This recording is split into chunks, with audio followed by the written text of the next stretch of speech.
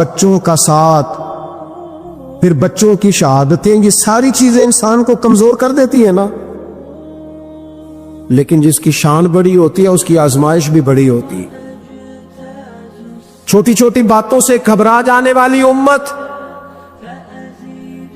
ذرا ذرا سی بات پر پریشان ہو جانے والے لوگ، لڑکھڑاتے قدم، الجھے خیالات، بے چینیاں، بے قراریاں، بہتے آنسو، اور ہر وقت مظلومیت کا اظہار کرتی قوم اگر اپنے قدموں پہ کھڑا ہونا چاہتی ہے، امت اگر پھر سے امت سازی چاہتی ہے، امت اگر کھڑے ہو کے اور اللہ کی عطا پر راضی رہ کر اپنی زندگی گزارنا چاہتی ہے، ایک ہی فارمولہ ہے، اس قوم کو امام حسین کی سیرت سے آگاہ کر دو.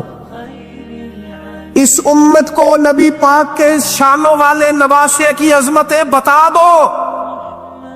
یہ جو لوگ سہمے سہمے، ڈرے ڈرے سے، پریشان سے، کمزور سے، غریبی کی بات کرتے، دیہاتی ہونے کی بات کرتے، سہمی سہمی باتیں کرتے، انہیں کہو ڈرو نا. وہ دیکھو پردیس میں حسین ابن علی تھوڑی دیر پہلے حضرت علی اکبر کی لاش مبارک اٹھا کے لائے ہیں اور لا کر کے خیمے میں رکھی ہے، لیکن انہیں پتا ہے کل بھی تو جانا ہے نا. انہیں پتا ہے نا کتنے کو سال جینا ہے، بالآخر جانا تو ہے نا. موت بستر پہ بھی آ جایا کرتی ہے، لیکن جو میدانوں میں ڈٹ کے رہتے ہیں ان کو تاریخ ذرا زندہ رکھا کرتی ہے. کمزور زندگی نہ گزارو، ڈری ہوئی زندگی نہ گزارو، اور یہ کبھی نہ کہو ہائے حسین. ہم ہائے حسین والے نہیں، ہم واہ حسین والے ہیں.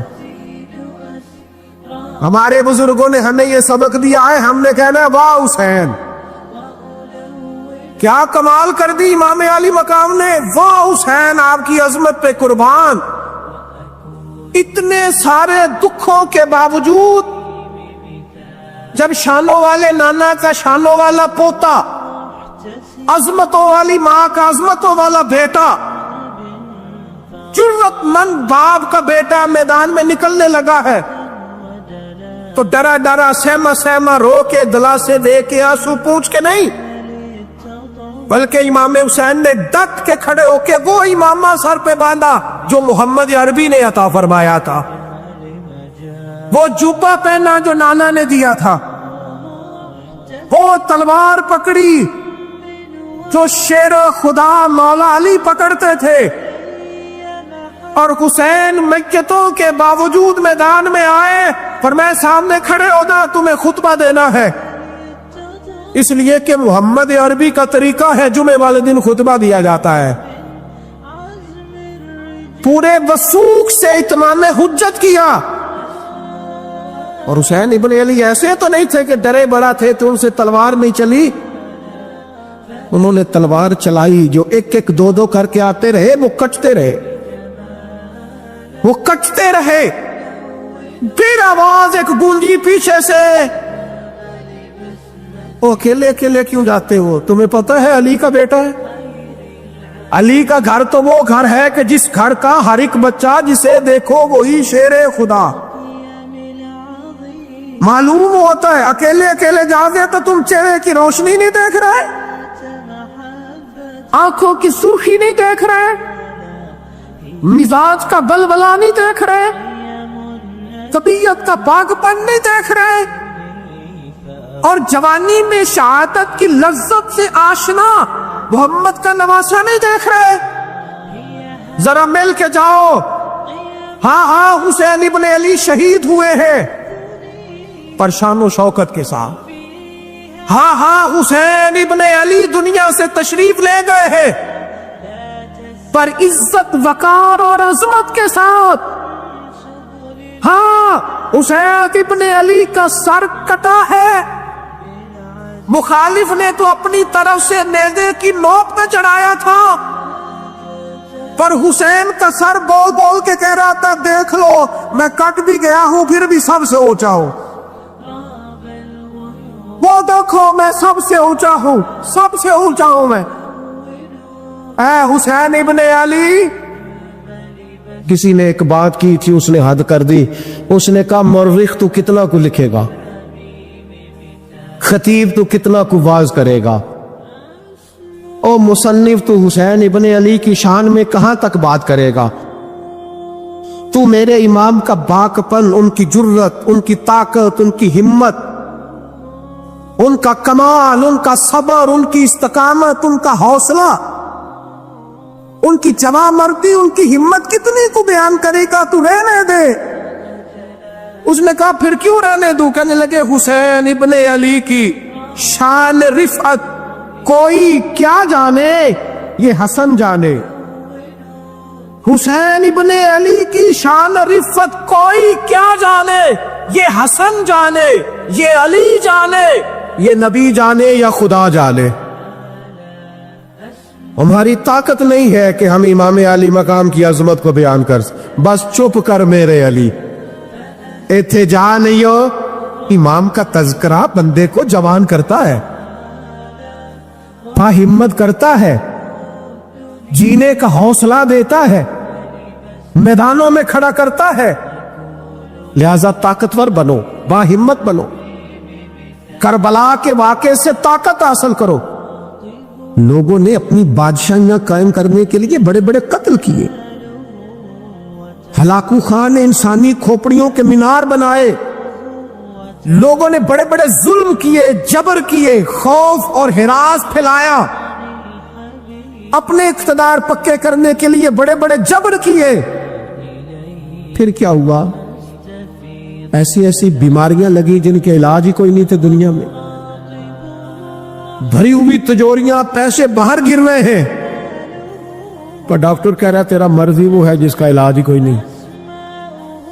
اللہ تبارک و تعالیٰ کے قانون سے جب لوگ ٹکراتے پھر پاش پاش ہو جاتے ہیں۔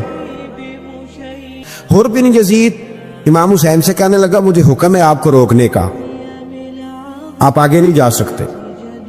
وہ بھائی بچے ساتھ ہو، صحرا کا علاقہ ہو، تپتی ہوئی ریت ہو، اتنے کٹھن اور سخت حالات، چاروں جانب موت ہی موت، دور دور تک اپنوں کا نام و نشان کوئی نہیں، اور اکیلے فیصلہ کرنے والے امام حسین، باقی سارے بچے ہیں یا عورتیں، سارے بڑے اکیلے۔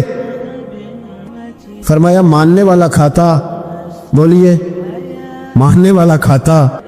وقت گزرا، ٹائم یزید کا آیا، وقت گزرا تو ٹائم عبید اللہ ابن زیاد کا آیا، ٹائم شمر کا آیا۔ 1450 سال گزرنے کے بعد اس ہزاروں کے مجمع میں سے ایک ایک بچے کو حدیث یاد ہے کہ حسن اور حسین جنتی جوانوں کے سردار ہیں۔ بتاؤ یزید کو نہیں آتی تھی؟ شیمر کو نہیں پتا تھا؟ کلمہ تو پڑھتے تھے نا یہ؟ عبید اللہ ابن زیاد کو نہیں پتا تھا؟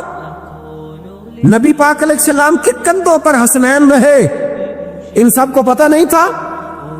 یہ جانتے نہیں تھے کہ یہ وہ حسنین کریمین ہیں جن کو حضور سنتے تھے، فرماتے تھے یہ میرے پھول ہیں دونوں؟ آج 1450 سال گزرنے کے بعد امت کو حدیث آتی ہے کہ نبی پاک علیہ السلام نے فرمایا جس نے حسن اور حسین سے پیار کیا اس نے مجھ سے پیار کیا، جس نے ان سے بغض رکھا اس نے مجھ سے بغض رکھا۔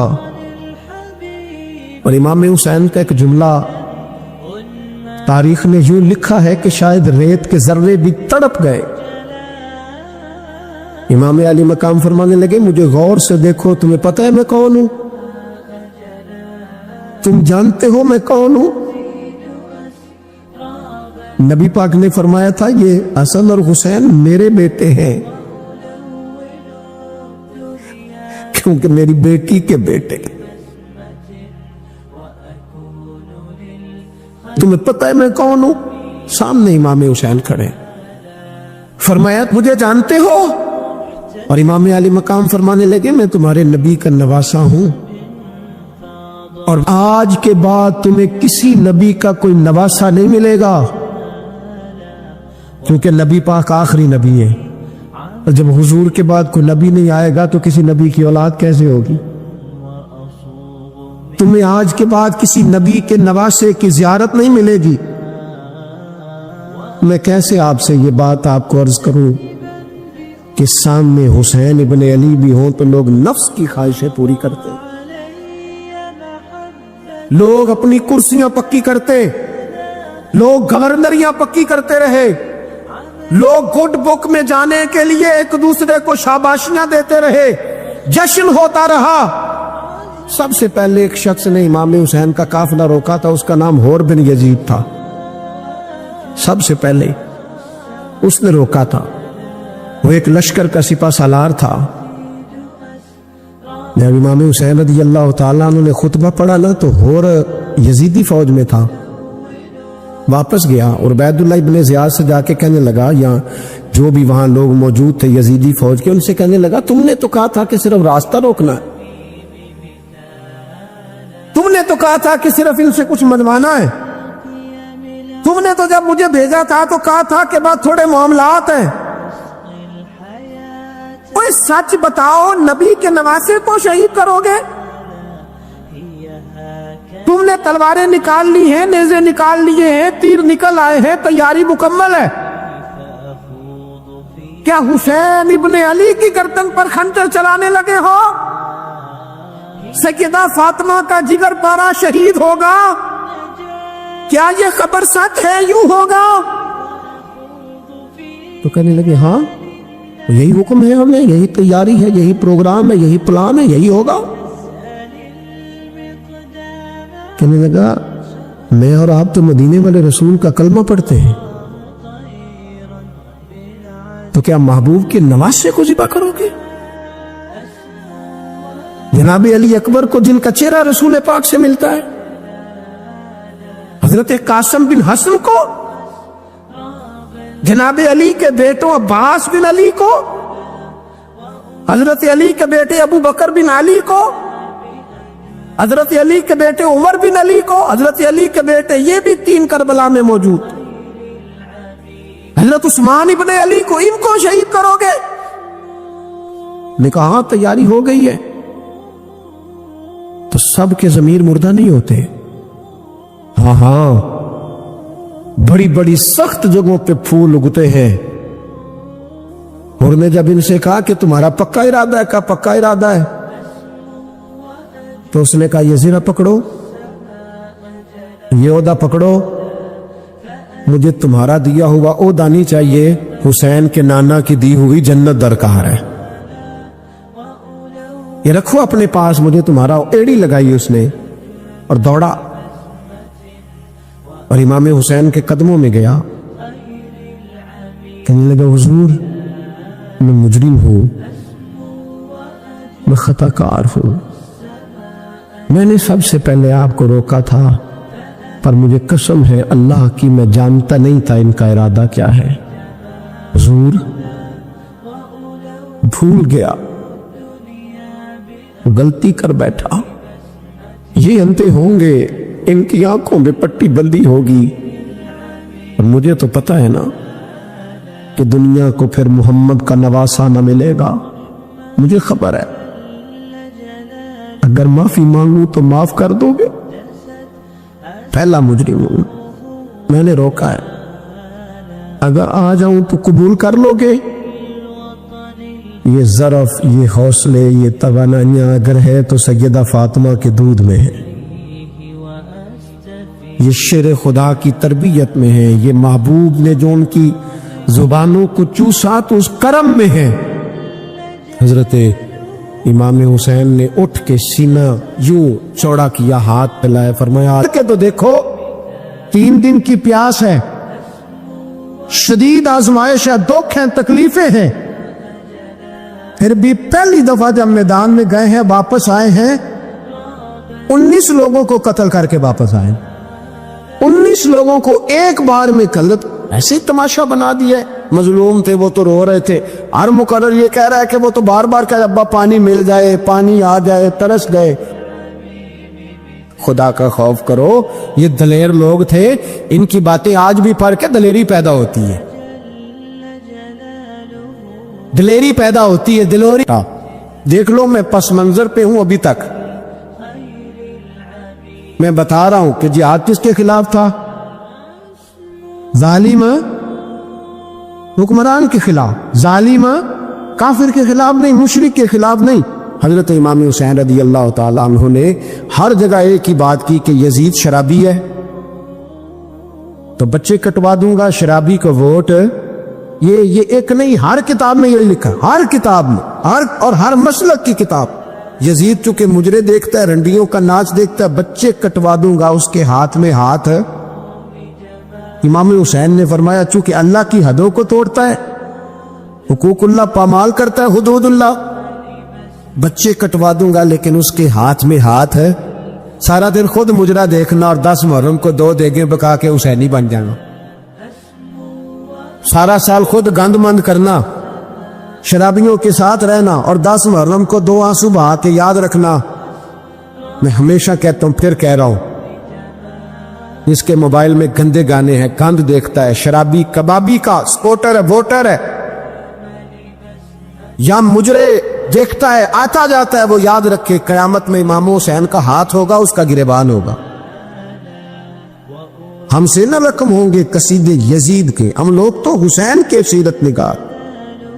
हजरत अब्बास बाजू कटा, फिर पानी तो भर लिया था, ला ना सके, फिर गर्दन कटी तो शहीद हुए। बच्चों की भी शहादत हुई, पर जब उनका लाशा उठाया तो इमाम हुसैन कहने लगे, मौला अब ना हुसैन की कमर कमजोर हो गई है, अब कमजोर हो, और भाई एक मैयत हो जाए तो 4-5 दिन तो पूरी आंखें नहीं खुलती। कैसा जर्री खानदान है। थोड़ी देर गुजरी तो इमाम अली मकाम ने पटका बांधा, सर पे दस्तार बांधी, मौला अली की तलवार पकड़ी, नबी पाक का इमामा बांधा और घोड़े पे सवार हुए तो कहने लगे, ज़ैनब घर तेरे हवाले और मैं अल्लाह के हवाले, घर तेरे हवाले और मैं। और फिर इमाम हुसैन निकले, इमाम अली मकाम निकले। रावी कहते हैं कि ये जलवा पहले भी बड़े सोने थे, पर आज जो रंग देखा वो कभी नहीं देखा। क्या अंदाज था, जिधर जाते नारा लगाते तो हद हो जाते। इतने लोग इमाम हुसैन ने काटे, इतने काटे, फिर वापस पलट के आए तो फिर यजीद ने उबैदुल्लाह इब्ने ज़ियाद को सजा क्यों नहीं दी, बल्कि एक जगह 2 गवर्नरियां दी उसको। ये हाल किया। इज्जत की कसम, मैंने सैकड़ों बार नबी पाक को इन होठों को चूमते देखा है। हजरत जनाबे ज़ैनब औरतों के मजमे में पीछे होके बैठी है। यजीद के पास जब पहुंचा लश्कर तो यजीद कहने लगा, देखो अल्लाह ने मुझे इज्जत दी और मेरे मुखालिफों का क्या हाल हुआ। तो बीबी ज़ैनब बोल पड़ी। इतने सदमे सहे पर आवाज तवाना है, जानदार है। हमारा किसी बंदे से जायदाद का रट्टा नहीं, हम तो चाहते हैं उम्मत इकट्ठी हो जाए, लेकिन जो बंदा नबी पाक की मां को दोज़खी कहे, हुजूर के बाप को जहन्नमी कहे, यजीद को अमीरुल मोमिनीन कहे, उसके साथ इत्तफाक़ राय कर लिया जाए, ये मजहब हमारी समझ में नहीं आता, बिल्कुल नहीं आता, कतई नहीं हमारी समझ में आता। कैसे इत्तेहाद कर लिया जाए? यहां तो मेरे भाई जो हमारे अप्पा का मुखालिफ हो उससे इत्तेहाद नहीं होता, और जो नबी पाक के वालिद को दोज़खी कहे उससे इत्तेहाद हो जाए। कहते नहीं वो जी इतनी फिरका वारियत हो गई, हम किस मस्जिद में जाएं? 60 पार्टियां पाकिस्तान में रजिस्टर्ड हैं जो इलेक्शन लड़ती हैं। कभी किसी बंदे को टेंशन नहीं हुई कि किसके पास जाए किसके पास ना जाए। कभी नहीं को बोला कि अब वो भी खड़ा हो गया, वो भी, कोई टेंशन नहीं। मजहब की बारी टेंशन हो जाती है। इतना बड़ा मजहब होता है भाई, गलत बंदे भी आ ही जाते हैं बीच में, थोड़ा पहचान के चलना पड़ता है सही कौन है और गलत। और यही तो हमें इमाम हुसैन ने बताया है कि मजहब के अंदर ही तुमने शनाख्त करनी है कि बंदा ठीक कौन है और बंदा गलत। यही तो करबला है, यही तो इमाम हुसैन ने बताया, कुफर इस्लाम नहीं, हक और बातिल। तो समझिएगा, हर दर्स ये है, पैगाम ये है, पैगाम ये है, याद रखो मौत तेजी से आ रही है। हमारे साथ वाले दाएं बाएं वाले सब चले गए। اسی طرح نمبر لگے گا، ایک دن اعلان ہوگا۔ ضمیر کے قیدی بن کے زندگی نہ گزارو، بالکل نہ گزارو۔ یہ تھوڑی سی زندگی ہے دنیا سجن المومن۔ حق بات کرو، حق پہ ڈٹنا سیکھو، دین سمجھو۔ خبردار، رسول پاک صلی اللہ علیہ وسلم کے دین میں ظالم، جابر، فاسق، فاجر کی کوئی گنجائش خطر نہیں ہے۔ اپنے آپ کو سمیٹو، اپنے آپ کو سنبھالو، دین میں اپنا کردار ادا کرنے کی کوشش کرو۔ دین طلب کرتا ہے ہم سے کہ ہم نے دین کو کیا دیا ہے۔ امام حسین نے سارا گھرانہ دین کے لیے دے دیا۔ ہمارا جو بچہ کسی کام کا نہیں رہتا اسے مدرسے داخل کراتے۔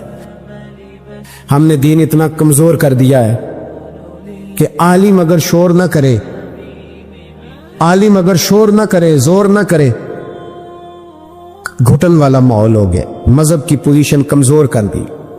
اب جہاں تک اس بات کا تعلق ہے جی فرقے ہو گئے، تو میرے بھائی یہ کوئی اتنی خطرناک بات ہے، یہ کوئی اتنا مشکل معاملہ نہیں ہے۔ یہ تو امام حسین نے بتا دیا تھا کہ یزید کے طور پر ایک غلط فرقہ کھڑا ہو گیا ہے، لہذا اس کا مقابلہ کرنا ہے۔ اس میں کوئی بری بات ہے، لیکن ایک سبق ہے بزرگوں کا کہ اگر سچی بات بھی نہیں کرنی تو پھر اس منبر کا حق ادا نہیں ہوتا۔ جو سچ بولے وہ حسینی ہے، جو ظالم کے سامنے کھڑا ہو جائے وہ حسینی ہے۔ جو مصلحت کوش ہو، جو کہے ٹائم نہیں، گراؤنڈ ریالٹی نہیں، حالات نہیں، طبیعت نہیں، موقع نہیں۔ حضرت علی بن حسین، یہ امام حسین کے صاحبزادے، قدرت اللہ تعالیٰ کی ایسی ہے کہ یہ میدان کربلا میں بیمار تھے، کیونکہ اللہ نے امام حسین کی نسل چلانی تھی۔ تو یہ شدید علیل تھے، اٹھ کے کھڑے ہوتے تو اتنا تیز بخار تھا کہ گر پڑتے تھے ظاہراً۔ تو امام حسین نے فرمایا بیٹا تو نے نہیں جانا۔ کہا جی آپ میری موجودگی میں جائیں گے کیسے ہو سکتا ہے؟ فرمایا نہیں تو نے جانے ہی نہیں، میں جانے ہی نہیں دوں گا۔ حضرت امام زین العابدین علیل تھے۔ امام زین العابدین رضی اللہ تعالیٰ عنہ نے 3 سال تک حضرت علی کی صحبت اٹھائی ہے۔ بعض روایات میں اس سے زیادہ بھی آیا ہے۔ کچھ لوگوں نے لکھا جب آپ میدان کربلا میں گئے تھے تو 30 سال سے عمر زیادہ تھی، 30 سال سے عمر، اور داڑھی مبارک جو تھی نا آپ کی، جو لوگ شروع سے داڑھی نہیں نہ کٹواتے ان کی زیادہ لمبی نہیں ہوتی، تو حضرت امام زین العابدین کی داڑھی بہت زیادہ بڑی نہیں تھی، داڑھی مبارک آپ کی تھوڑی کے نیچے تھی، تو زیادہ بڑی نہیں تھی، جو کہ شروع سے رکھی ہوئی تھی، یہ نہیں کہ کٹو، تو داڑھی ان کی 33 سال عمر مبارک تھی با اختلاف روایات۔ کچھ لوگوں نے اس سے کم بھی لکھی ہے۔ 2-4 مہینے کے بعد جب کربلا سے واپس لوٹے تو ساری داڑھی سفید ہو گئی۔ حضرت علی کی ایک زوجہ اس وقت حیات تھی۔ امام زین العابدین آگے آگے آ رہے تھے گھوڑے پہ، حضرت علی کی زوجہ نے آگے جا کے دیکھا نا، قافلے کا استقبال کرنے گئی، تو امام زین العابدین آ جاتے تو جھٹ سے انہوں نے منہ چھپا لیا، پیچھے ہو گئی اماں جی۔ تو امام زین العابدین فرمانے لگے دادی کا تو پردہ نہیں ہوتا پوتے سے۔ آپ نے کہا انتا زین العابدین، تو زین العابدین ہے، تیری ساری داڑھی چند مہینوں میں سفید ہو گئی۔ تو امام زین العابدین روئے، فرمانے لگے اماں جو میں نے کربلا میں دیکھا ہے، جو میں کربلا میں دیکھ کے آیا، تو دیکھتی تو یہاں کھڑی نہ ہوتی۔ امام زین العابدین نے پائے اس بات کے ساتھ، پوری دلیری کے ساتھ، اور امام حسین رضی اللہ تعالیٰ عنہ کی تو شہادت 10 محرم کو ہو گئی نا، 61 ہجری میں معاملہ ختم ہو گیا، لیکن امام زین العابدین ساری زندگی طاغوتی قوتوں سے لڑتے رہے۔ امام زین العابدین کو کئی دفعہ بعد میں گرفتار کیا گیا ہے، کربلا میں کئی دفعہ بعد میں گرفتار کیا۔ مروان بن عبد الملک ظالم جو صحابہ کو مارا کرتا تھا، جس کو یزید لعنتی نے بنایا تھا، وہ امام حسن اور امام حسین کے خلاف تقریریں کرنے والا مروان بن عبد الملک، جو قابض ہو گیا زبردستی امام حسین کے بعد مسجد نبی کی امامت پر، اس کے پیچھے نماز پڑھ لینی چاہیے تھی، بولے آنے جڑا ہوتے کر ہوتا ہے، ابھی کبھی پیڑا ہو سکتا ہے۔ مروان بن عبد الملک مسجد نبوی کا امام اور خطیب رہا بڑا عرصہ. امام زین العابدین رضی اللہ تعالیٰ عنہ کے خلاف بڑی بدتمیزی کرتا تھا. امام زہری فرماتے، تابعی بزرگ ہے، کہتے اس نے امام زین العابدین رضی اللہ تعالیٰ عنہ گرفتار کرا کے منگایا اپنے دربار میں. تو ہوا کیا، یہ جو طریقت ہے نا ہماری، ایک مسئلہ یہاں سمجھا دوں، یہ جو پیری مریدی، یہ جو بیعت ہے، یہ اسی وقت شروع ہوئی.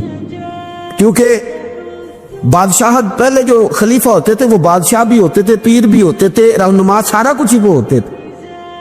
لیکن امام حسن حسین کی شہادت کے بعد جب بادشاہ یزید جیسے لوگوں کے ہاتھ میں گئی نا، تو امام زین العابدین رضی اللہ تعالیٰ عنہ کے گرد جو اللہ اللہ کرنے والے لوگ، دین سیکھنے والے تھے، وہ اکٹھے ہو گئے. اب وہ جو بیعت تھی اسی کو آج بیعت طریقت کہا جاتا ہے. اب لوگ بڑے اکٹھے ہو گئے. لوگ آیا کرتے تھے، حضرت حسن بصری جیسے لوگ، امام زہری جیسے لوگ، حضرت سعید بن مسیب جیسے لوگ. امام زین العابدین نے کربلا کے بعد اپنا مکان مدینے سے باہر بنا لیا تھا، نام علی تھا، لیکن عبادت اتنی کرتے تھے کہ لوگوں نے زین العابدین کہنا شروع کر دیا. عبادت کرنے والوں کی زینت زین العابدین کہنا شروع کر دیا. بیٹا پاس سو رہا تھا، گھر میں آگ لگی ہوئی تھی، امام زین العابدین نماز پڑھ گئے. اتنی لمبی ساری رات، سارا دن مصلی پہ رہتے. تو بہت سارے لوگ عقیدت مند ہو گئے. تو مروان کو خطرہ ہوا کہ کہیں امام زین العابدین میرے خلاف کوئی محاذ نہ بنا لے.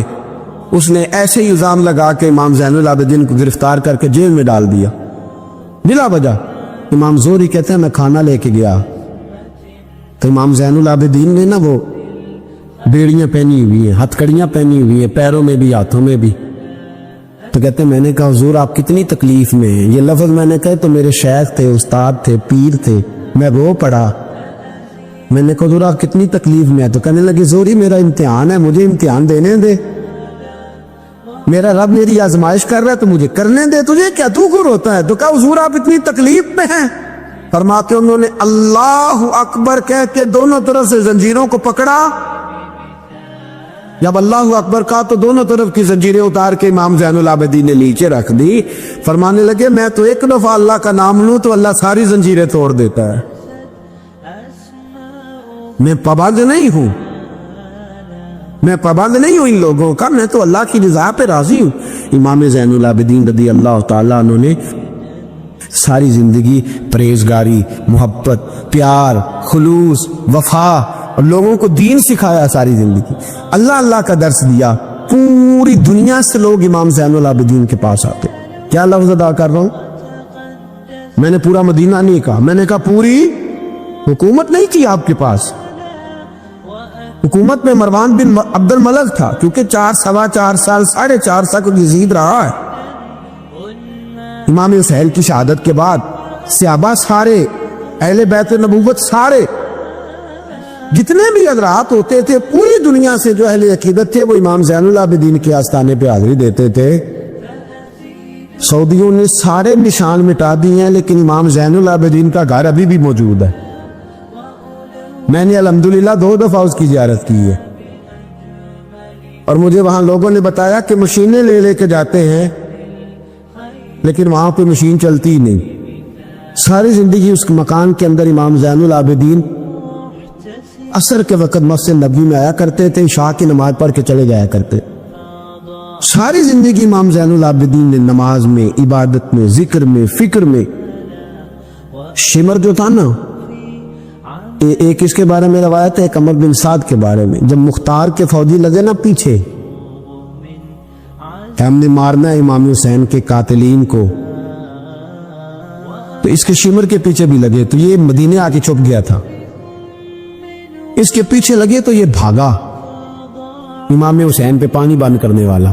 اور حضرت علی رضی اللہ تعالیٰ عنہ کے پوتے حضرت علی اصغر کے گلے میں تیر چلانے والا. یہ جب بھاگتا آیا نا تو امام زین العابدین کے خیمے میں جا گھسا.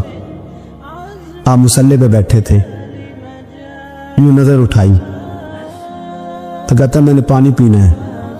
پانی بند کرنے والا کہتا میں نے یہ حوصلے دیکھو، دلیریاں دیکھو. امام زین العابدین خود اٹھے، प्याला पकड़ा, पहले उसे धोया, फिर उसमें पानी भरा, पानी भर के इसको पिलाया। और पीना है? कहता हाँ। एक प्याला और दिया। और पीना है? कहता हाँ। एक प्याला। इतना पानी दिया कि शर्म से पानी पानी हो गया, शर्मिंदा हो गया कि ये इमाम ज़ैनुल आबिदीन। बाहर निकला, दिल में ख्याल आया ज़ैनुल आबिदीन ने पहचाना नहीं, अगर पहचान लेते तो ऐसा न करते। फिर अंदर आ गया, कहने लगा शायद आपने मुझे पहचाना नहीं। इमाम ज़ैनुल आबिदीन की आंखें आंसू से बरस पड़ी, फरमाने लगे तूने मेरे 6 माह का भाई प्यासा मार दिया था, तुझे मैं भूल सकता हूं? तू अंदर दाखिल हुआ था तो सारे जख्म मेरे ताजे हो गए, तो कहा फिर आपने पानी क्यों पिलाया? फरमाने लगे पानी बंद करना तेरे जैसे लोगों का तरीका है, ये ग्राउंड इमाम हुसैन ने बनाया। देखिए कुछ जद्दोजहद ऐसी होती है जो मुसल्ला होती है, ये अहले तरीकत, अहले तसव्वुफ। इमाम ज़ैनुल आबिदीन ने जो लोग तैयार किए, अगर मैं उनके नाम बताऊं तो आप हैरान हो जाएं। हजरत हसन बसरी को तैयार फरमाया। हजरत हसन बसरी जैसे लोग, इमाम हसन बसरी जो बिलायत के बादशाह हुए, इमाम ज़ैनुल आबिदीन के शागिर्द। हजरत इमाम ज़ैनुल आबिदीन के हजरत सईद बिन मुसज्जद जैसे खैरुत ताबईन इमाम ज़ैनुल आबिदीन के शागिर्द। हजरत हरम बिन हयान जैसे जलीलुल कद्र लोग, जिन्होंने बाद में रसूलुल्लाह की सैकड़ों हदीसों को रवायत किया, इमाम ज़ैनुल आबिदीन के शागिर्द में। रुके नहीं, मैदान करबला में हिम्मत टूट गई, अब मामला आगे निकल गए तो मैं चुप करके बैठ जाऊं। उन्होंने मुसल्ले पे बैठ के नबी पाक का दीन पढ़ाना शुरू कर दिया। उन्होंने फिर हुजरे में बैठ के लोगों को अल्लाह अल्लाह, और उस अल्लाह अल्लाह का नफा ये हुआ, उस अल्लाह अल्लाह का फायदा ये हुआ कि ऐसे मुजाहिद तैयार हुए, ऐसे दलेर तैयार हुए कि कुछ साल गुजरे तो हजरत उमर बिन अब्दुल अजीज जैसे नेक आदमी की हुकूमत कायम हो गई। उम्मत को ये नफा मिला। नेक लोग आप देखे ना, अगर सारा जमाना बुराई से भरा हुआ है तो क्या इसको छोड़ दिया जाएगा? ठीक है, करे सारे। आप 5 आदमी सही कर दें, आप 3 आदमी ठीक कर दें, अपना किरदार तो अदा करें अपना। आप उसके अंदर किरदार, तो इमाम ज़ैनुल आबिदीन रज़ी अल्लाह ताला ने अपना किरदार अदा फरमाया। और फिर सबसे बड़ी बात यह थी गरीब परवरी। जब यजीद मर गया और दीगर हुकूमतें आने लगी तो इमाम ज़ैनुल आबिदीन के पास लोग बहुत सारे नजराने लेके आते। यजीद के ज़माने में भी आते लोग, बड़े नजराने, खिदमत करते, बड़ा कुछ करते, घरों के अंदर बड़ा सामान आपके पास पड़ा होता। आपके साहिबजादे इमाम बाकर, आप फरमाते रात होती तो मेरे अब्बा जी अपने कंधे पर बोरियां रख लेते, अपने कंधे पर, शहजादे खुद अपने कंधे पर, और गरीबों के घरों तक पहुंचा के आते, खुद बोरियां अपने कंधे पर रख लेते। फरमाते मैं कहता अब्बा जी मैं छोड़ आता हूं, मुझे बताएं। फरमाने लगे अगर तू छोड़ने जाएगा तो तुझे उस गरीब का नाम भी बताना पड़ेगा, तो मैं किसी को रुसवा नहीं कर सकता, मैं रुसवा नहीं करूंगा, मैं खुद दे करके आता हूं। इमाम ज़ैनुल आबिदीन रज़ी अल्लाह ताला अन्हु ने उम्र भर ये गरीब परवरी का मुजाहरा फरमाया, अपने बच्चों की तरबियत फरमाई। इमाम ज़ैनुल आबिदीन रज़ी अल्लाह ताला अन्हु मुसल्ले पर बैठे इतने पावरफुल हो गए कि हुकूमतें उनसे डरने लगी। मुसल्ले पे बैठे बैठे इतने पावरफुल हुए, इतने अजीम हुए कि हुकूमतें लरजने लगी। एक वक्त ऐसा आया कि मरवान जैसा तगड़ा हुक्मरान, जालिम जो आदमी होता है ना, बदमाश आदमी समझता लोग मुझसे डरते हैं, हालांकि लोगों की शराफत होती है, लोगों की ये। एक आदमी, नबी पाक सल्लल्लाहु अलैहि वसल्लम ने फरमाया बताओ झगड़े में कौन जीता करता है? तो सहाबा कहने लगे हुजूर आप बता दे। फरमाया जो ज्यादा मुंह जोर होता है वो झगड़े में जीत जाता है। झगड़े में शुरफा नहीं जीता करते, जो मुंह जोर लोग होते हैं ना, वो बड़ा मुंह जोर था, बड़ा बदतमीज था। अगर इसको कोई सियाबी भी नजर आ जाता तो उसको भी एड़ी लगाने से बाज नहीं आता था, बड़ा नालायक था, डंडा सोटा बड़ा चलाता था, बड़ा सख्त गिर आदमी था। لیکن اس نے ایک غریب آدمی پہ ظلم کیا، اس کا مال دبا لیا. تو امام زین العابدین تھے نا حضرت علی کے پوتے، اگرچہ بیٹھے تھے اندر حجرے میں بیٹھے تھے، آپ بظاہر تصوف طریقت کی خدمات سر انجام دے رہے تھے، لیکن اس شخص نے آ کے رویا، کہنے لگا حضور میرا اس نے مال دبا لیا ہے. تو امام زین العابدین نے چھڑی ہاتھ میں لی اور چھڑی ٹیکتے ہوئے مروان کے دربار میں پہنچے. کہنے لگے اس غریب کا مال تو نے لیا ہے؟ تو نے لیا اس کا مال؟ کہنے لگا میں گورنر ہوں. تو اس نے کہا نا زبردستی میں گورنر ہوں. تو وہ شخص کہتا ہے امام زین العابدین کے ہاتھ میں چھڑی تھی، زور سے فرش پر ماری.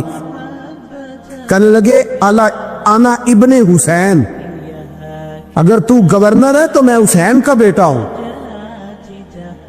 میں حسین کا بیٹا ہوں، میں حسین کا بیٹا. 3 دفعہ امام زین العابدین نے یہ جملے کہے نا، تو گورنر ہے تو میں حسین کا بیٹا ہوں. پتہ ہے لو جب 3 دفعہ گرجدار آواز میں جو جملے کہے تو امام زین العابدین سے کہنے لگا آپ چاہتے کیا ہیں؟ فرمانے لگے ابھی اس کا مال واپس ہونا چاہیے، ابھی اس کا مال واپس ہونا چاہیے.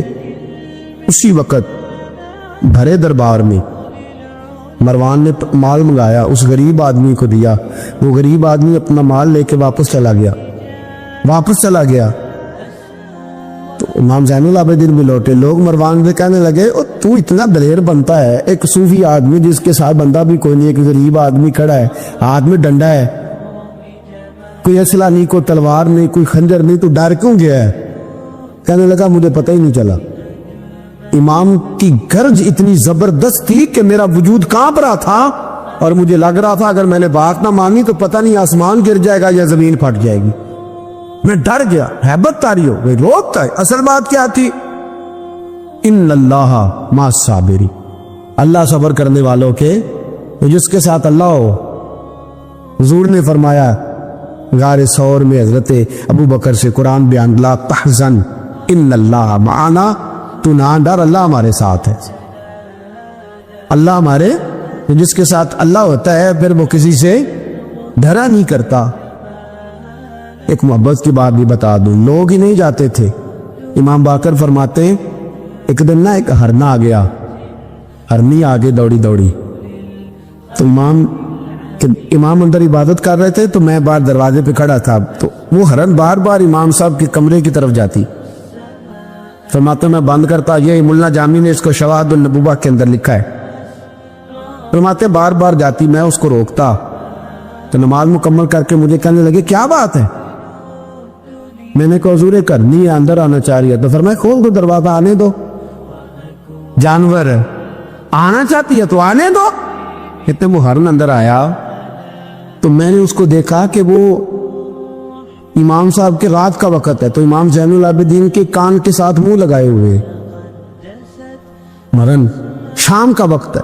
فرماتے میں نے دیکھا کہ امام زین العابدین نے چھڑی پکڑی، امامہ باندھا، جبہ پہنا. فرماتے آگے آگے ہرن چل رہا، پیچھے پیچھے امام زین العابدین چل رہا. آگے آگے ہرن چل رہا، پیچھے پیچھے.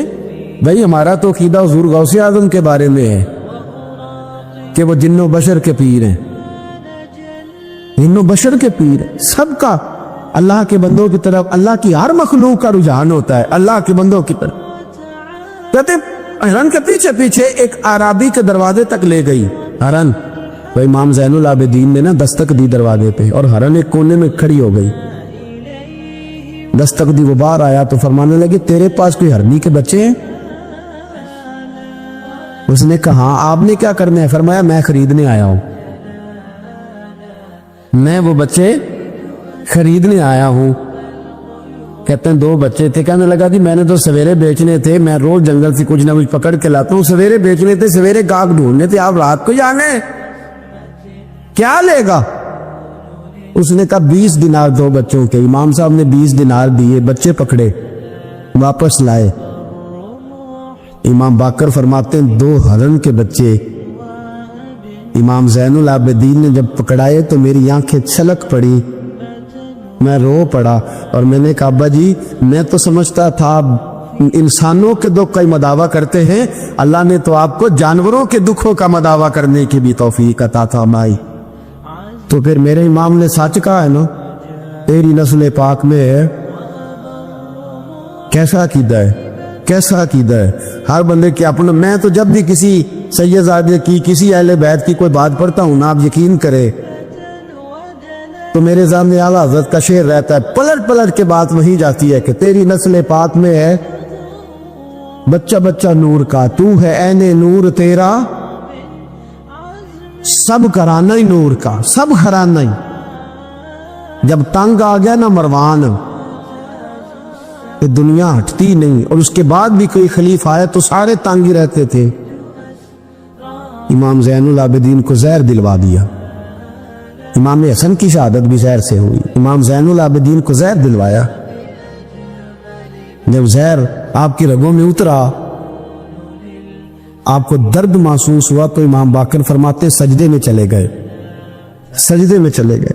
मैंने कहा हुजूर इतनी तकलीफ है, आप ये क्या कर रहे हैं? फरमाने लगे मैं सोचता था मैं जिहाद पे नहीं निकला तो कहीं बिस्तर पे मुझे तभी मौत ना आ जाए। मेरा दादा भी शहीद, मेरा वालिद भी शहीद, मेरे ताया भी शहीद, मेरे भाई भी शहीद, मेरे फुफी जात चचा जात भी शहीद। मैं सोचता था कहीं तभी मौत ना चला जाऊं। सजदा शुक्र अदा कर रहा हूं कि रब ने मुझे भी शहादत अता फरमा दी है, अल्लाह ने मुझे भी शहादत की मौत अता फरमाई है। फिर वसीयत फरमाई इमाम, देखे अल्लाह वालों के मज़ार की भी बरकत होती है।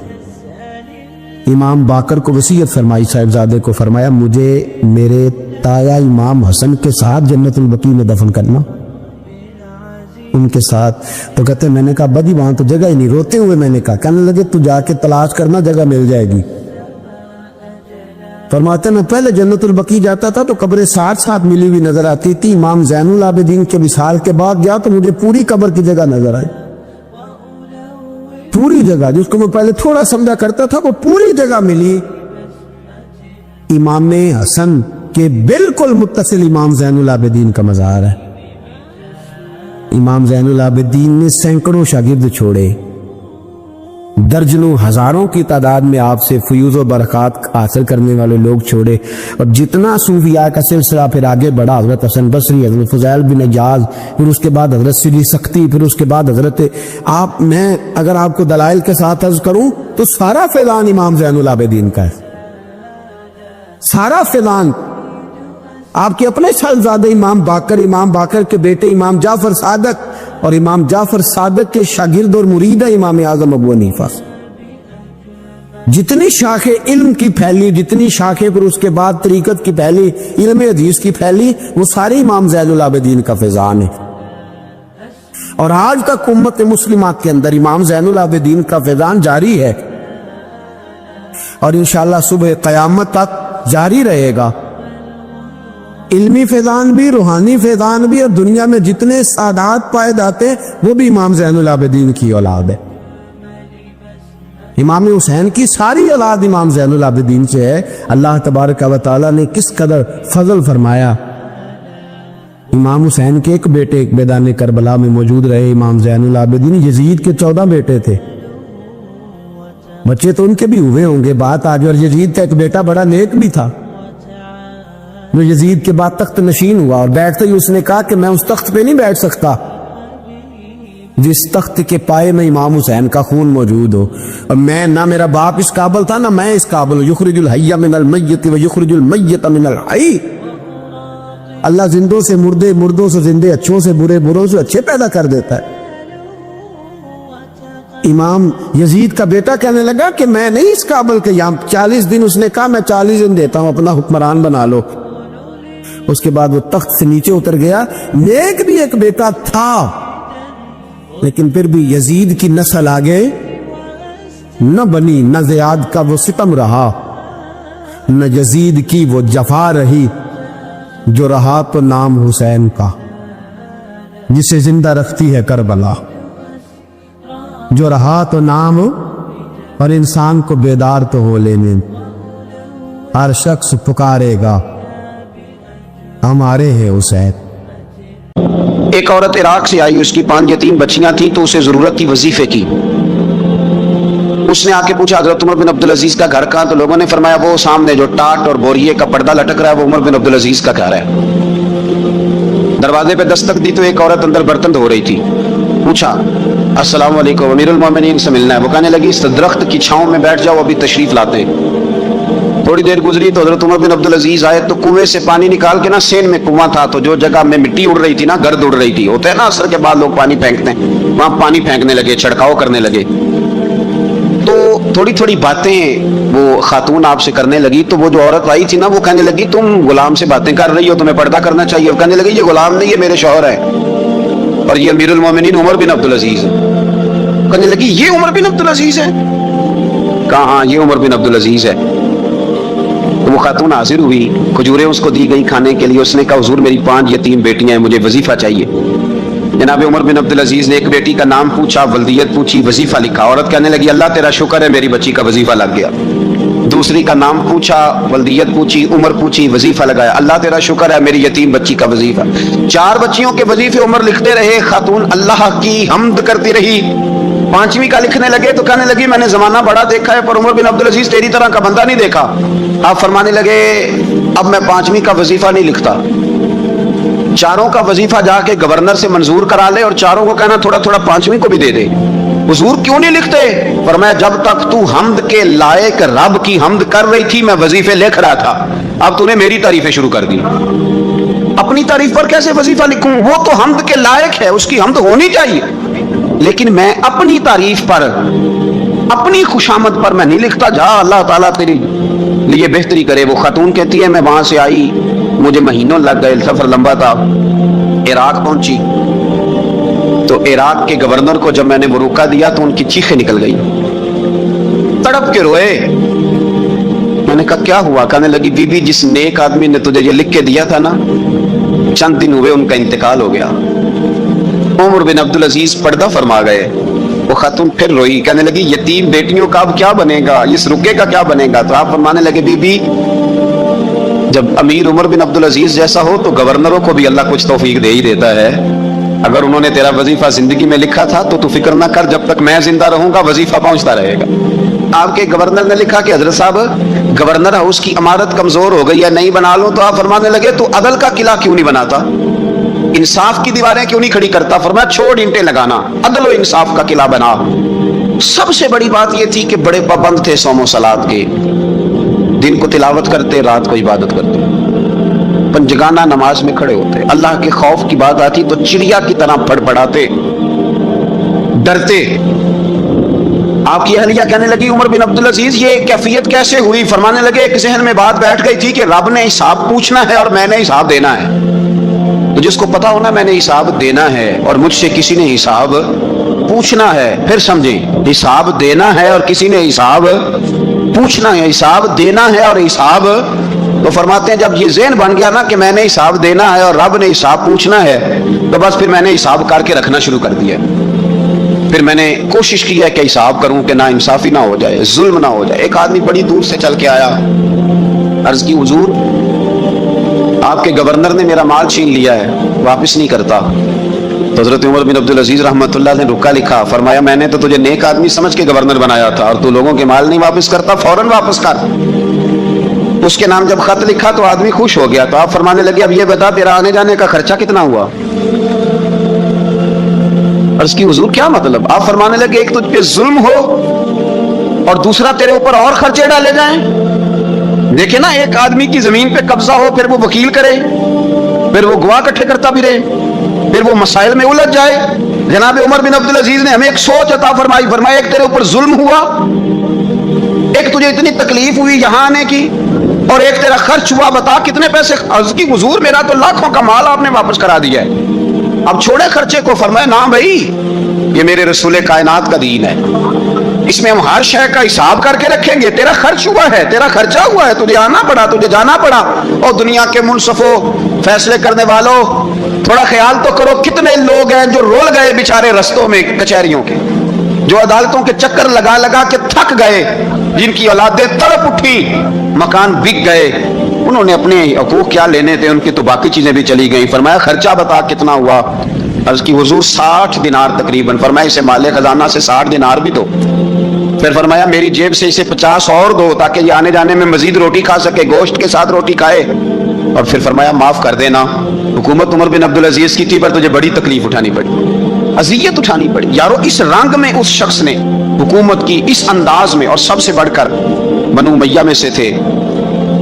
لیکن میرے رسول پاک کی اولاد سے جو پیار، حضور کی نسل سے، کسی نے آپ کے سامنے کہہ دیا، امام جلال الدین سیوطی نے اس کو لکھا ہے، کسی نے عمر بن عبدالعزیز رضی اللہ تعالیٰ عنہ کے سامنے کہہ دیا یزید امیر المومنین تھا، مومنوں کا امیر تھا. فرمایا پکڑو اس بدذات کو 20 کوڑے مارو، پکڑو اس نالائق کو، اسے 20 کوڑے مارو. یہ نبی پاک کے خاندان کے قاتل کو امیر المومنین کہتا ہے.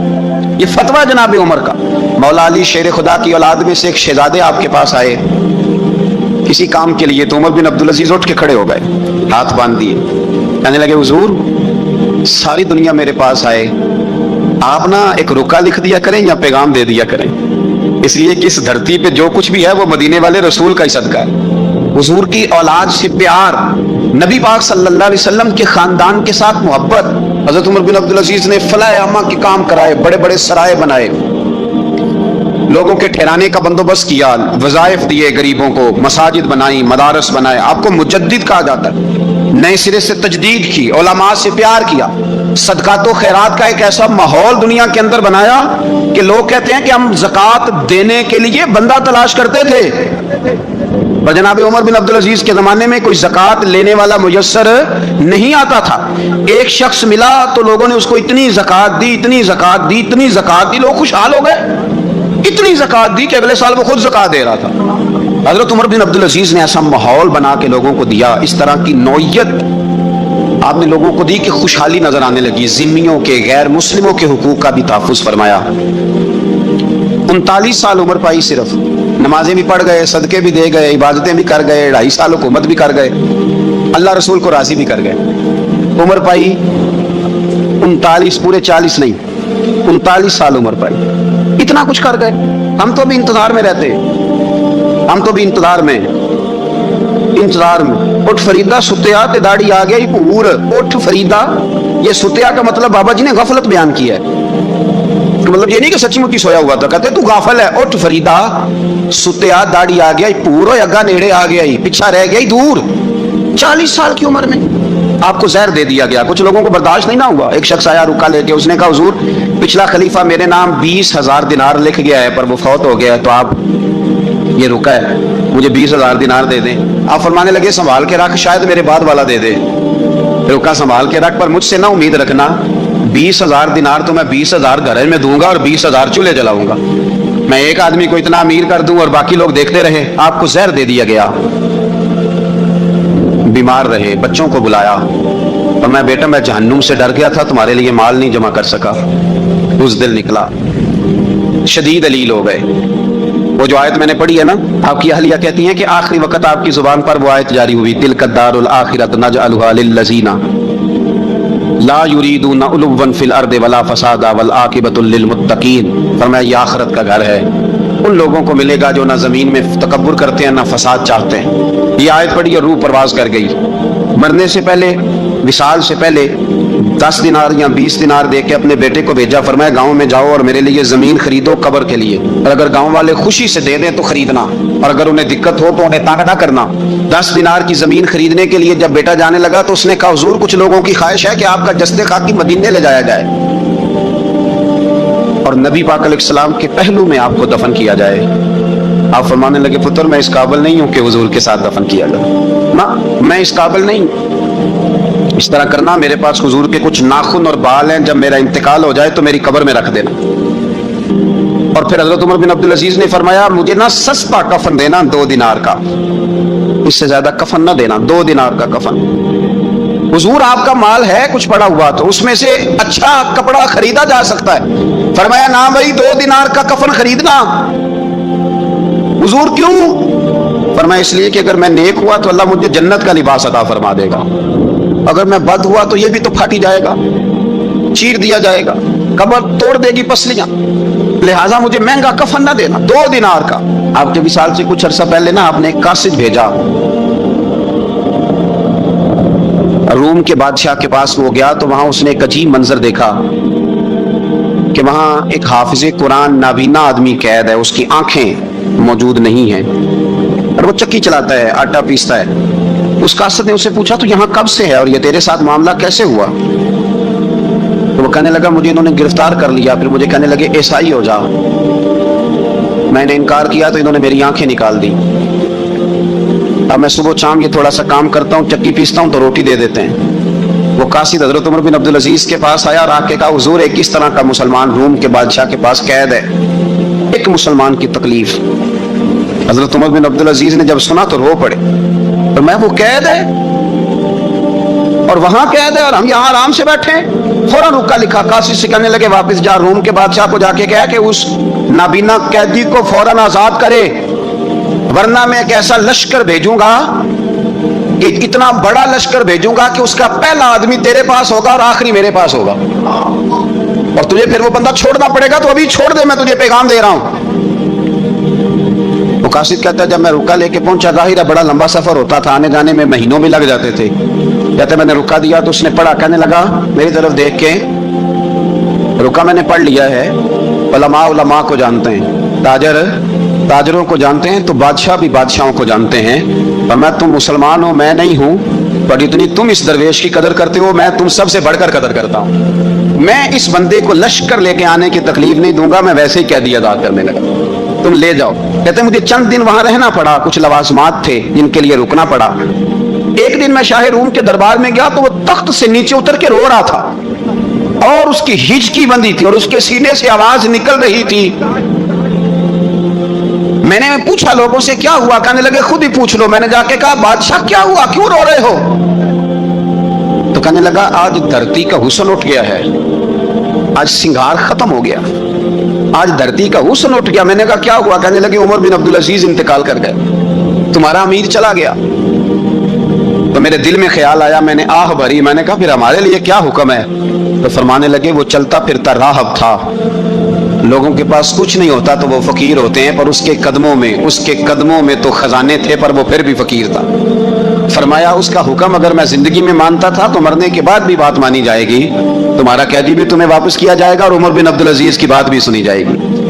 किसी ने हजरत अब्दुल्ला इब्न मुबारक से कहा बड़े जाहिद है, आपने दुनिया छोड़ दी। फरमाया मैं तो आलिम फाजिल होके जाहिद हूँ। जाहिद तो असल में उमर बिन अब्दुल अजीज थे जो बादशाह होके जाहिद थे। मालिक बिन दिनार भी कहते थे वो बादशाह होके जाहिद हैं। उनका इंतकाल हुआ तो ख्वाजा हसन बसरी फरमाने लगे आज दुनिया से बेहतरीन आदमी चला गया। हजरत सैयदना इमाम अहमद बिन हंबल फरमाया करते थे जो उमर बिन अब्दुल अजीज का जिक्र करे रब तो उस पर भी रहमत नाजिल फरमाएगा। अरे ये तो वो शख्स है कि जब तक मौजूद था तो हुस्न मौजूद था, और आज भी इनका जिक्र करें तो अल्लाह दिलों में नूर पैदा कर देता है।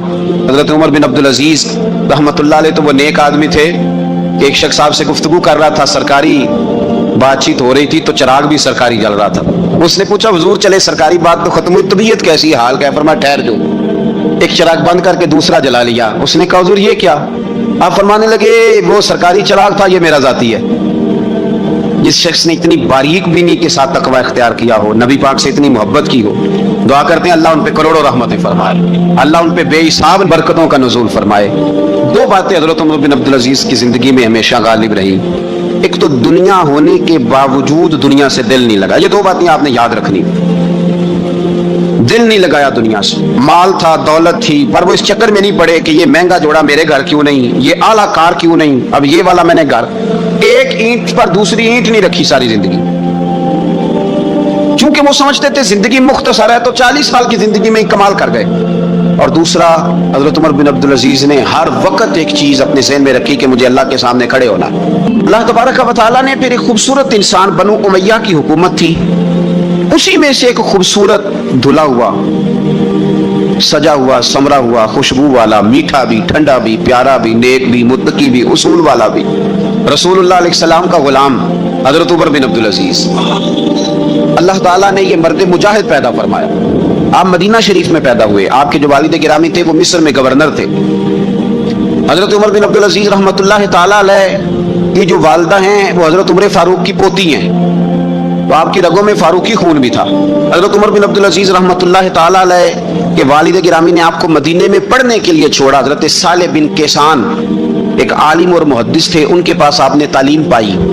और जनाब उमर बिन अब्दुल अजीज रहमतुल्लाह ताला अलैह के वालिद अगरचे मिस्र में थे, लेकिन आपको मदीना में रखा, आपने मुकम्मल तालीम हासिल की, इल्म हासिल किया, छोटी सी उम्र में कुरान पाक के हाफिज भी हो गए। फिर जब बड़े हुए तो अल्लाह ने यह मौका दिया, क्योंकि खानदान की हुकूमत थी, तो आप मदीना शरीफ के गवर्नर बने। और मदीना मुनव्वरा के साथ साथ आपको ताइफ की हुकूमत भी मिली, मक्का मुकरमा की हुकूमत भी मिली। फिर बाज़ जगह पे तो यह है कि आपने खुद किसी वजह से इस्तीफा दिया, और बाज़ जगह यह है कि साजिश करके आपको माजूल किया गया। लेकिन हजरत उमर बिन अब्दुल अजीज नेक बड़े थे, परहेजगार बड़े थे, पर खुश लिबास भी बड़े थे। खादिम को जब भेजते थे ना बाजार, तो कहते थे जो सबसे महंगा जोड़ा हो वो खरीद के लाना। खुशबू बेहतरीन इस्तेमाल करते थे। जब गुजरते थे तो लोगों को पता चलता था कि कोई आम नहीं गुजरा, उमर बिन अब्दुल अजीज गुजरे। जब तक गवर्नर रहे, जब तक खानदान में रहे, माहौल और रहा। सुलेमान बिन अब्दुल मलक खलीफा जब जाने लगे तो उन्हें वसीयत कर दी कि मेरे बाद उमर बिन अब्दुल अजीज खलीफा होंगे। यहाँ तो लोगों को ओहदा मिले तो लोगों की कैफियत बदल जाती है ना, लेकिन जब हजरत उमर बिन अब्दुल अजीज का ऐलान हुआ तो रोने लगे, एक कोने में बैठ के रोने लगे। फरमाने लगे मुझे उम्मीद नहीं थी कि वो इतना बड़ा बोझ मेरे कंधों पे डाल के चला जाएगा। इतने सारे लोगों का बोझ, इतने सारे लोगों की आजमाइश।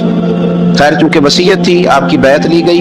बैत लेने के बाद आप मिंबर पे चढ़े तो फरमाया लोगों मैं तुम्हें आज़ाद करता हूँ, अगर तुम मेरे अलावा किसी को हुक्मरान बनाना चाहो तो मुझे कोई एतराज नहीं है। लोगों ने कहा नहीं, आप ही हमारे हुक्मरान होंगे।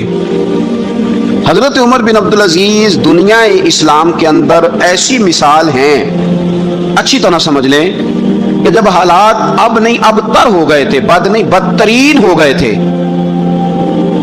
और बड़े बड़े लोगों ने अजीब माहौल घड़ लिए थे, उस माहौल में आए। लंबी नहीं, 2.5 साल हुकूमत की सिर्फ, लेकिन लोगों को हजरत सिद्दीक़ अकबर की याद आने लगी, लोगों को सैयदना फारूक आजम की। आपकी जो बीवी थी वो भी बादशाह की बेटी थी, बादशाह की बीवी भी बन गई। पहले दिन अपनी बीवी से कहा कि अब हम बन गए हैं अमीर,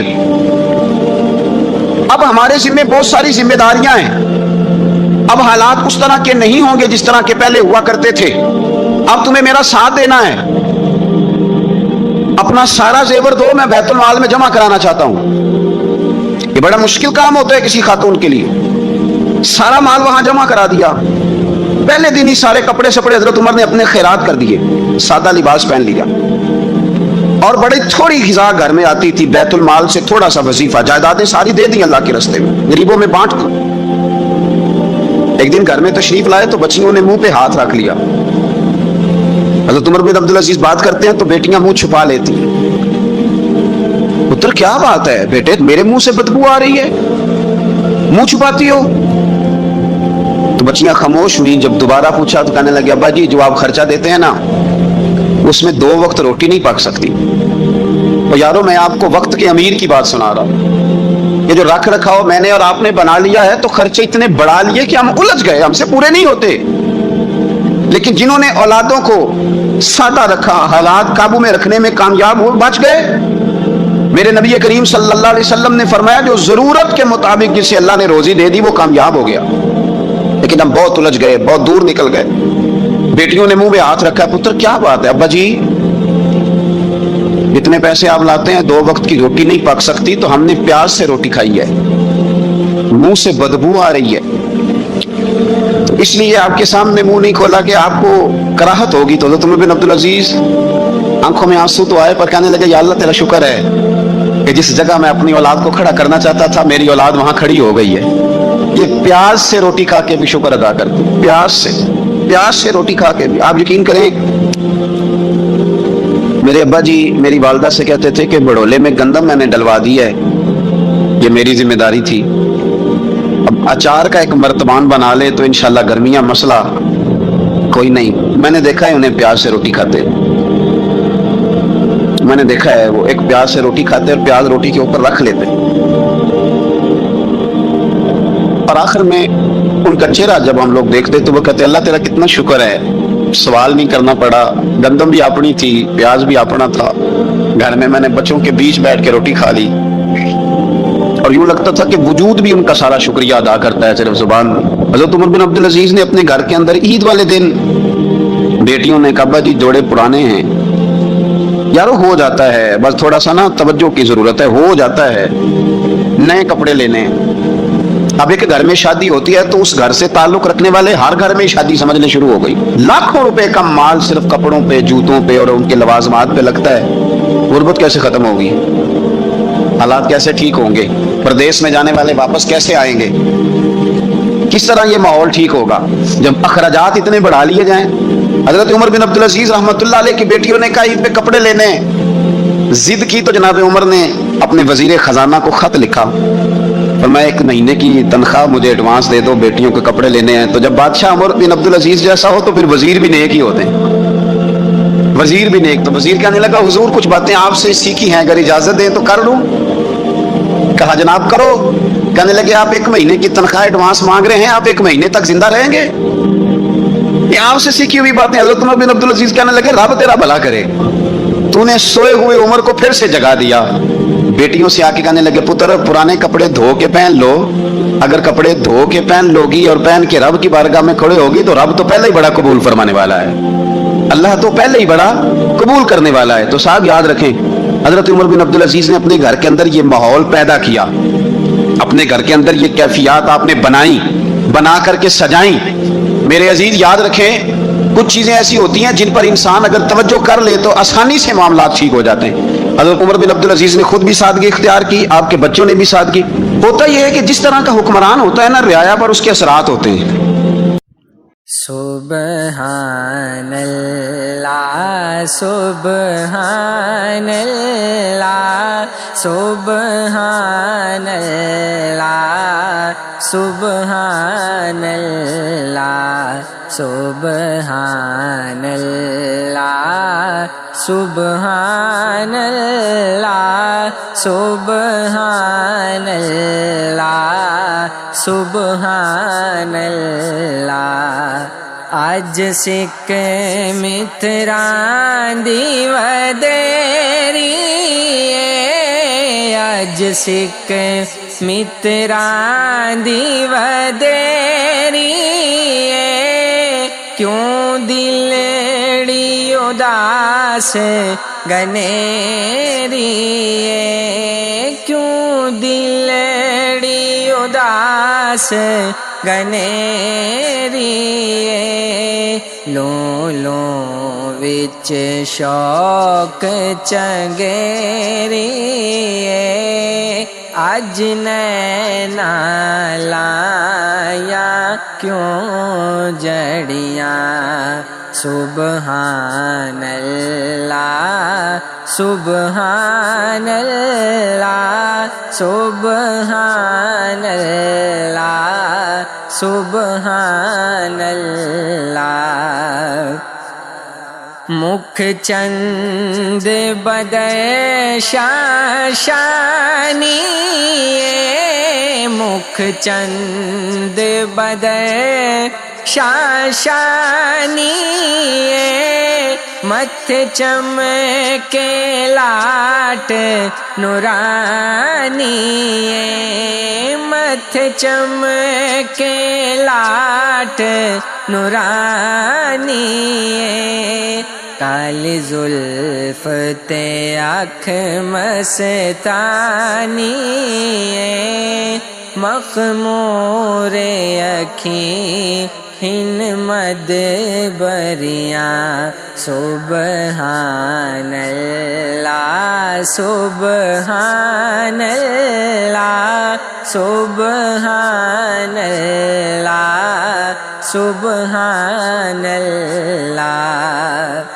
इस सूरत नो मैं जाना खा, इस सूरत नो मैं जाना खा, इस सूरत नो मैं जाना खा, इस सूरत नो मैं जाना खा, جانا کھا کے جانے جہانا کھا جانا کھا کے جانے جہانا کھا سچ آکھاں تے رب دی میں شان آکھاں جس شان تو شان سب بنیا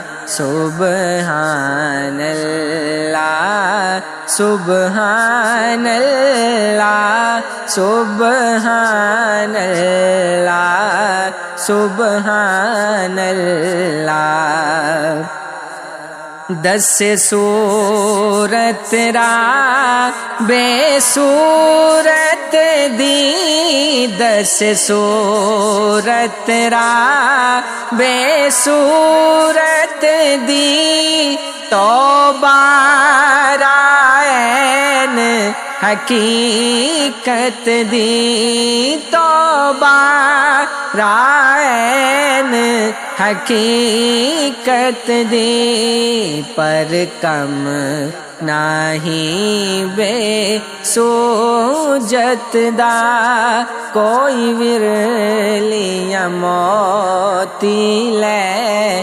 کریاں سبحان اللہ سبحان اللہ سبحان اللہ سبحان اللہ سبحان اللہ سبحان اللہ سبحان اللہ سبحان اللہ اے صورت شالا پیش نظر صورت شالا پیش نظر رہ وقت نذات روز حشر رہ وقت نذات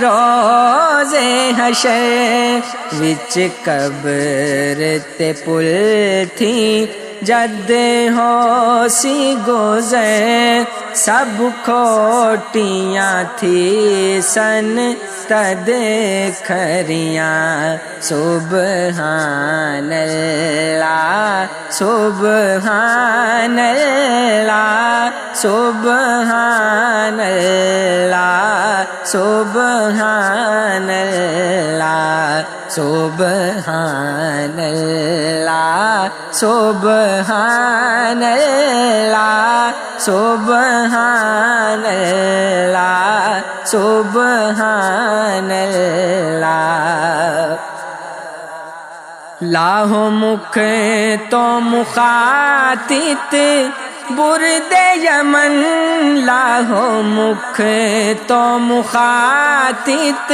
برد یمن من باور جلک دکھلاؤ سجن من باوری جلک دکھلاؤ سجن دو جگ راہی را در فرش کرن سب انسو ملک پورا پریاں سبحان اللہ سبحان اللہ سبحان اللہ سبحان اللہ سبحان اللہ ما اجمل کا سبحان اللہ ما